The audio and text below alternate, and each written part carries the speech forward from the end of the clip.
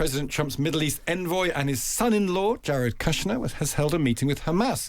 Tony Blair was there too at talks in Egypt on Sunday. Let's get the latest from the political analyst Arieh Kovler, who joins us from Jerusalem. Arieh, morning to you. Good morning. What do we know about these talks?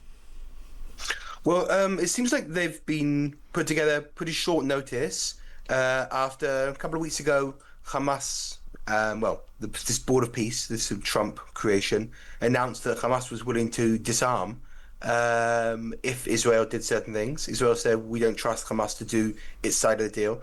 And now the Americans and Tony Blair are trying to put things back together again, trying to get someone to make the first move. Before we get into that, how will Israel judge this then? Will Israel understand that this is a necessary part of protracted diplomacy, or will it look askance at this type of meeting, do you think?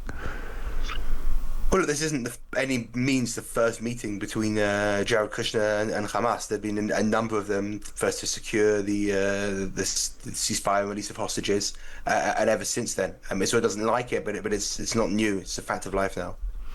And the problem is a bit of a chicken and egg thing, isn't it? The Hamas say, well, we'll completely disarm if Israel do this, and Israel say, well, we'll do this if Hamas completely disarm. And I guess that's the issue with all ending towards someone at some point has got to broker both people taking the action at the same time. Yeah, look, the political pressure in Israel is to say, we don't trust Hamas until they actually disarm substantially and meaningfully. We're not going to withdraw an inch. We're not going to stop our strikes against Hamas leaders because maybe they're secretly reorganizing. Hamas's position is, well, we're disarming partly in order to stay safe from Israel, and partly in order that Israel will withdraw from Gaza. And if we give up all our arms, how can we have any guarantee that will happen? On the Israeli side, there's a lot of concern. What they're saying is they're seeing Hamas reorganizing, consolidating power, a kind of move that's beginning to worry some in the Israeli security establishment, a sense that Hamas is kind of, why bother rearming and consolidating power if you're just going to give it up in a few weeks anyway? What's really going on? And presumably Hamas can't just disappear. I know the problem is that the future of Gaza is so clouded by the future of the whole situation between Israel and the Palestinian state, or a prospective Palestinian state. But it's very hard for an organisation, what amounts to an ideology, just disappearing into thin air, however much warm words are exchanged. No, absolutely. Look, this kind of board of peace plan calls for Gaza to be governed by some kind of technocratic government, not part of any factions, for there to be an international stabilization force, which they're having trouble putting together. But it's going to amount to a few hundred soldiers, maybe a couple of thousand. And Hamas has tens of thousands of people under arms.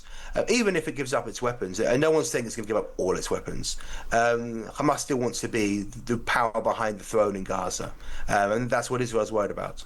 And presumably, if the notion of a two-state solution, which has presumably never been further away than it is at the moment, is gone, this is only an interim step, but it's an interim step to nothing. It strikes me that whatever it gets agreed or not agreed, whether it's enforced or not, it still has to be a partial journey to an eventual point, but that eventual point is not agreed by anybody. Well, it was always said the UK managed some kind of a peace in Northern Ireland without there being an agreed end by anybody. That isn't necessarily something that you need. You need people to kind of stop shooting at each other and agree to live together. But the concept at least of Northern Ireland and Republic Ireland as two separate states, not everyone wants that. There are clearly people on one side of it who want that to be one state. But the notion of those two states is an accepted point, and therefore you have to have peace between the two of them. If you don't even know what the nation-state organisation is going to be, then at some point there has to be a reckoning in one direction or another, doesn't there? Well, look, if this plan comes off, and I'm very much not convinced that it will, it looks like some kind of self-governing Gaza territory. Call it what you want. Call it a statelet, call it an independent province, call it, I don't know, you can use whatever words you want. Obviously, that's not the same story as the West Bank. There's long been a talk that Israel, if it can't have a two-state solution, would settle for a three-state solution. That's kind of what we had for many years, with Gaza pretty close to being an independent Hamas-run state. And of course, the Israeli position is that is what led to October 7th. Of course, critics inside Israel say, well, the Israeli government allowed that to happen. Just finally, you've got elections in a couple of months there. Does that change anything? I mean, is Netanyahu on the way out? And if he's replaced by someone in people's minds more moderate, does that change the calculus in all of this? It's not clear if Netanyahu's on the way out or not. Everything is very, very tight. There aren't very many seats in the Israeli Knesset, and a lot of the polls show things coming down to one seat, one way or the other. Obviously, it's a very fluid situation. Any realistic candidates for prime minister other than Netanyahu, and there are a couple, are to his centre, to his left. On questions of things like Gaza, there isn't so much difference. Yeah. There's a real sense that Netanyahu's getting hit from his left by people saying, don't just do whatever Trump wants, you've got to stand up for the security at home. Because the point is, the Israeli people want a robust position towards Gaza, because the legacy of October 7th will be in everyone's mind, whatever their political stamp.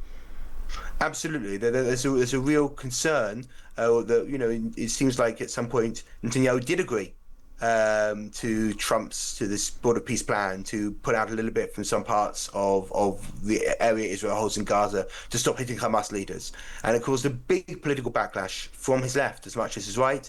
And within a few hours, he'd said, oh, no, I'm not going to do that. I'll change my mind. Right.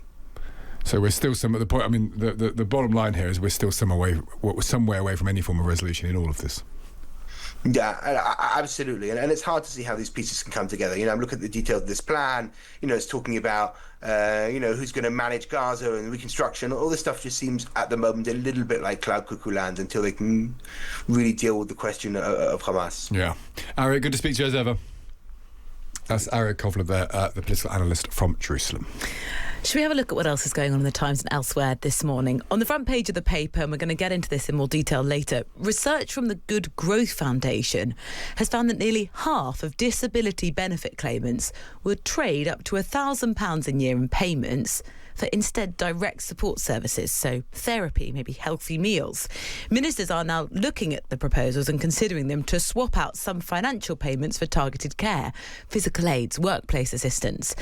More than 4 million people are now claiming personal independence payments, with the cost expected to rise to more than £41 billion a year by 2030 under current government conditions. And presumably this wouldn't change the cost very much, because if you're going to give someone £1,000 or £1,000 worth of services, the state is still paying £1,000.